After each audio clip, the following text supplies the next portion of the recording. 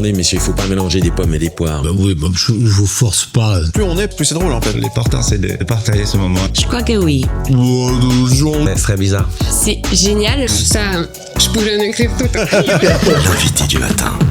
Et ce matin, avec David Letard, nous recevons sur le plateau Eric Serra, une signature musicale inoubliable. Compositeur de génie, Eric Serra a marqué l'histoire du cinéma avec ses bandes originales légendaires. Fidèle collaborateur notamment de Luc Besson, il a signé les musiques emblématiques du Grand Bleu, Léon ou encore Le Cinquième Élément.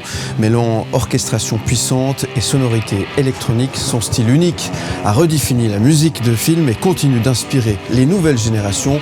Retour sur une carrière prolifique qui a laissé une empreinte indélébile sur le 7e art. Bonjour Eric Serra. Bonjour. Et merci d'être avec nous de si bon matin. Merci d'être là. Merci de m'avoir invité. Avec grand plaisir. On est très content de vous recevoir ce matin sur le plateau et on aura l'occasion, on va en parler, David Letard, de vous retrouver ce soir sur la scène du D-Club à Lausanne. David. À Lausanne. Par où commencer ? Alors, vous me direz par le début, c'est déjà une bonne réponse. Comment faire une interview justement avec quelqu'un qui a fait de tels bons originales, des rencontres, des prix, plus de 10 millions d'albums. Vous me dites si je me trompe au niveau des chiffres.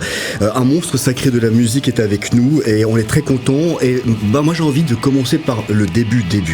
Le début, là je vois l'œil sur l'écran. Oui, parce que avec il se dit mais non c'est pas moi, et Ritchie Blackmore. Non, c'est ça, c'est lui. C'est ce que je me disais, mais j'étais pas sûr. Ouais. En 79 là. Il est au Capitol Theatre en décembre 79, il est avec Roger Glover. Je mets ça parce que c'était un de vos guitares héros. C'est mon prof de guitare, en fait. Ça commence avec ça, en fait. Quand j'étais gosse, non, c'est vrai, c'est pour ça que je me disais, je le connais, lui. Quand j'étais gosse, moi je suis 100% autodidacte dans la musique et notamment mon école, c'est que j'apprenais à jouer les solos de guitare en écoutant les disques. Je ralentissais on pouvait à cette époque-là ralentir les électrophones.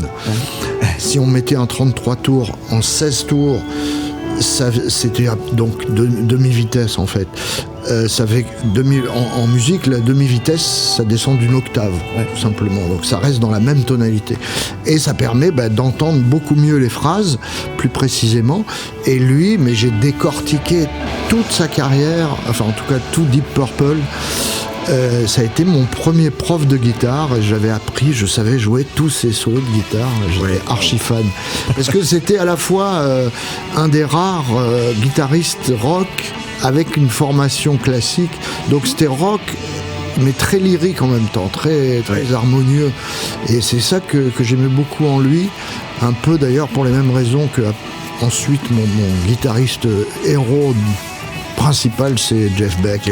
Parce qu'il a aussi, lui, ces deux choses-là, quoi, le lyrisme et l'énergie rock. C'est à 11 ans que vous avez commencé, je crois. Votre papa, vous avez fait la première guitare. Alors, moi, j'ai commencé la guitare à 5 ans, mais ma première guitare électrique, c'était à 11 ans. C'était à 11 ans, la guitare électrique, oui. On fait quelques raccourcis. Et on ne peut pas ne pas parler de cette rencontre certainement déterminante pour vos débuts. On va écouter un extrait.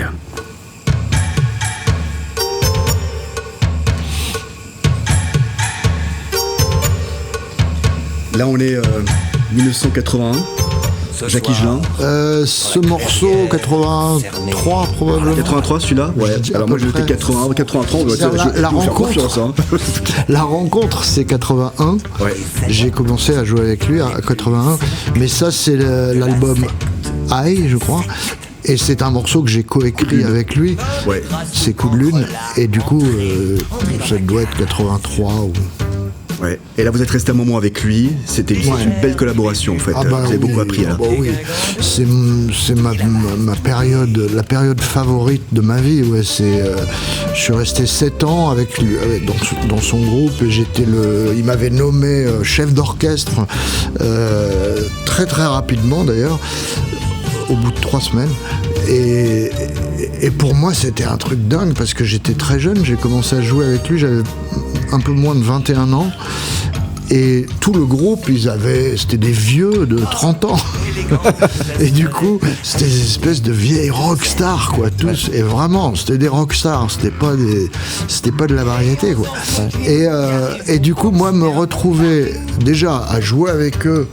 C'était Higelin, il était très très connu à l'époque, en France en tout cas. Et me retrouver avec eux du jour au lendemain, c'était un peu comme si j'aurais été engagé par les Rolling Stones ou Led Zeppelin, ça m'aurait pas fait plus d'effet, quoi. C'était incroyable. Et en plus de ça, 3 semaines plus tard, il me nomme chef d'orchestre. Alors, Et donc oui, j'ai écrit des morceaux pour lui, pas beaucoup mais quelques-uns, et surtout j'ai joué pendant 6-7 ans avec lui, et ça a été magnifique. On faisait, je sais pas, 150 concerts par an. Ouais. C'était que des gros trucs, des gros concerts, et puis c'est quelqu'un qui m'a appris énormément, à la fois artistiquement mais humainement aussi. C'était un mec, un être, une personne géniale, quoi.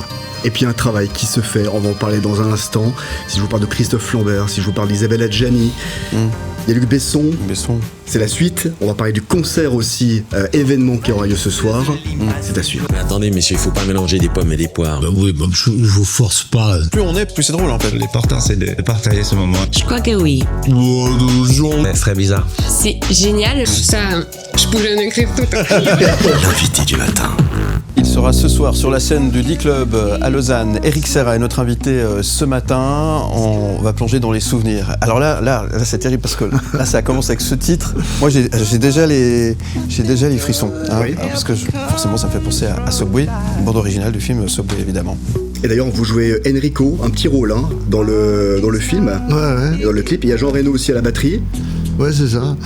Il y a Jean à la batterie, il y a Arthur Sims, donc le chanteur. Arthur Sims, bien sûr. Qui est dans le groupe. Et puis surtout. Et les autres dans le groupe, c'est des gens pas. Enfin, c'était pas des vrais. Si le guitariste, c'était un vrai guitariste. Ah non. C'est pas Bertignac qui a signé dans le film, non. Non, pas dans le film, non, dans la musique en tout cas. Ah, dans la musique. Oui. Alors oui, le morceau, là, je l'ai co-écrit avec. J'avais appelé Corinne Marieno, là, qui était bassiste de Téléphone à l'époque, pour écrire les paroles. Et ensuite, quand on a enregistré le morceau, c'est Corinne qui a appelé Louis Bertignac pour venir faire la réalisation de ce morceau. Et du coup, il avait amené des idées qui étaient vraiment bien, notamment le tunk tunk tuk tuk tuk, qui fait qu'on reconnaît tout de suite ce que c'est. Ouais. Et du coup, on a décidé, comme sa réalisation avait amené beaucoup de choses, on a finalement tout co-signé ensemble, façon groupe de rock des années 70 à l'ancienne, quoi. On a tout co-signé, paroles et musique, tous les trois, et comme ça c'était plus simple. Une victoire de la musique de film en 1985, 85, double disque d'or en France pour ce titre, enfin c'est impressionnant. Et puis Eric Serra, vous travaillez sur un projet ambitieux, une œuvre qui est restée intemporelle. C'est celle-ci. Je suis obligé de le montrer, hein. Là que je le montre toutefois celui-là. J'avais l'affiche dans ma chambre, moi. Qui n'a pas eu l'affiche? Mythique. Elle est belle cette affiche. Ouais. 3 millions d'exemplaires, une BO qui vous consacrera également par un César, le Grand Prix de la SACEM, et puis je crois Chevalier des Arts et des Lettres aussi, c'est juste par une occasion, enfin c'est le Grand Chelem, quoi. Oui, ouais, enfin ça c'est pas lié au Grand Bleu. Non, bien sûr, spécifiquement. La suite, oui. Au contraire d'ailleurs, puisque à l'époque, celui qui m'avait fait chevalier, c'était Jack Lang. Jack Lang, ouais. Or, Jack Lang était venu nous voir pendant le tournage de Subway. Et c'est à cette occasion qu'on s'était rencontrés. Mais enfin, j'imagine que c'est le Grand Bleu, du coup, qui l'a décidé à début, vous êtes rentré au studio, Eric Serra, avec 3-4 morceaux. Avant de faire l'album, 3-4 morceaux seulement. Il y avait un délai, j'imagine, au studio, ça coûte cher. Ouais. Il fallait faire la suite. Ouais. Rapidement. Oui, j'étais un peu. Mais celui-là était dans les 3-4 morceaux, si je me trompe, c'est juste. Oui, était dans les... celui-ci, ouais. Celui-ci, je l'avais écrit avant d'entrer en studio. J'avais composé la grande plongée aussi du milieu du film qui s'appelle Homo Delphinus dans l'album. J'avais composé aussi le morceau qui s'appelle Let Them Try, qui est le truc un peu rigolo là, qui fait tabadabadabada, voilà celui-là. Et la chanson My Lady Blue. Bah justement, l'écouter, My Lady Blue. Et aussi, non, et encore un autre, le thème du Pérou. Ça, donc ces 4 ou 5 là, je les avais composés avant d'entrer en studio, mais effectivement tout le reste je l'ai fait en direct quoi, dans le studio. Je sais pas pourquoi ni comment, mais c'est fait, et c'est resté une œuvre. Et puis il y a quand même une première fois, il faut toujours une première fois. C'est pour ça que je vais mettre cet extrait My Lady Blue. C'est votre première interprétation vocale en fait. Oui. C'est ce titre. Oui. Mais qui était destiné à la base à un chanteur américain. Oui. Connu ou pas connu. Il y a prescription, on peut le dire aujourd'hui. Oui, bien sûr. Il s'appelait d'ailleurs, parce qu'il est décédé il y a quelques années, Freddie Mayer, il s'appelait.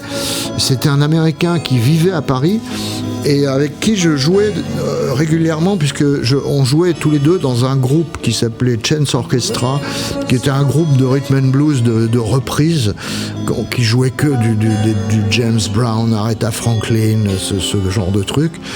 Super groupe que des musiciens avaient monté vraiment pour se marrer, quoi, pour s'éclater. C'était le guitariste à l'époque de Claude François, le guitariste historique de Claude François qui avait monté ce truc-là. Et du coup, c'était un super groupe avec toute une section rythmique, une section de cuivre, 3-4 chanteurs et chanteuses, dont Freddie Mayer. Et quand j'avais fait cette chanson, donc on voulait que ce soit en anglais. C'est Luc Besson qui avait écrit les paroles. Et moi j'avais évidemment pensé à ce chanteur-là, puisque c'était un chanteur américain que je connaissais bien et qui habitait Paris, puis qui chantait super. Et vous savez, quand on écrit une chanson, quand on compose une chanson, même si on ne doit pas la chanter soi-même, on est obligé de chanter ce qu'on appelle la maquette pour que le chanteur sache ce qu'il doit chanter. Donc moi j'avais fait la maquette. Et en fait, une fois qu'on a enregistré avec Freddy, Luc a écouté et ça lui plaisait pas. Il disait non, il y a beaucoup plus d'émotion dans ta version. Et les 2-3 personnes qui avaient écouté ma version pensaient la même chose. Et c'est comme ça que je me suis retrouvé du coup à chanter finalement moi-même cette chanson, parce que j'étais beaucoup moins doué que Freddy techniquement parlant, mais par contre cette naïveté justement faisait qu'il y avait beaucoup plus d'émotion. Ouais, et que ça marque en tout cas, et c'est resté.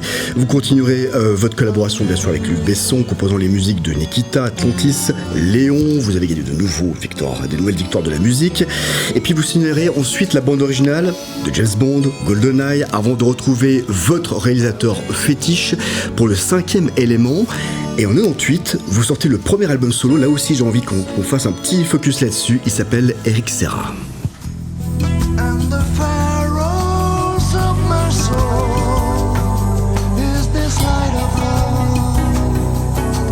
Et on y retrouve Little Light of Love.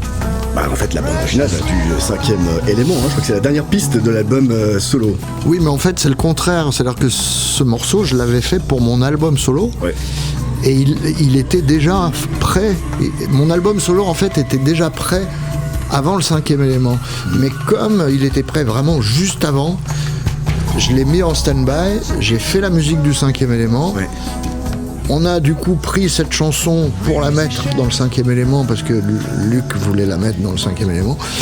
Et mon album, finalement, est sorti après le 5e élément. Donc c'est pour ça que beaucoup de gens pensent que c'est une chanson du 5e élément que j'ai dans mon album. Mais non, c'est l'inverse. Ouais.